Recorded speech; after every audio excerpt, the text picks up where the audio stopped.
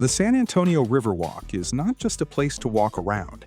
It's where many visitors spend most of their time eating, relaxing, taking photos, and enjoying the atmosphere of the city. If you're planning a trip, here's what you should know before you go. Start with the river cruise.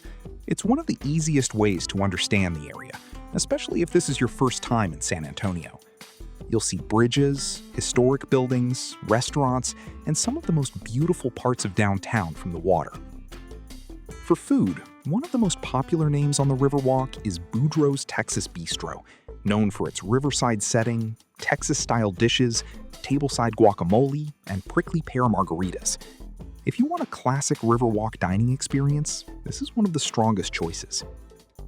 Casa Rio is another famous spot, especially if you want Tex-Mex food right by the water.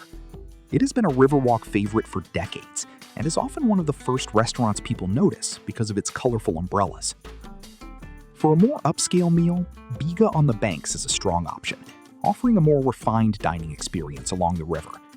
And if you want something casual, places like Iron Cactus and Domingo are also popular choices for visitors. Before you book your trip, check the description for helpful hotel and travel links.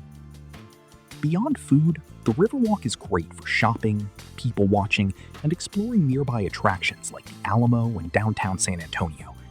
But the best time to experience it is at night, when the lights, water, and restaurants create the atmosphere people remember most. If you're visiting San Antonio, the Riverwalk is not optional. It's the center of the experience.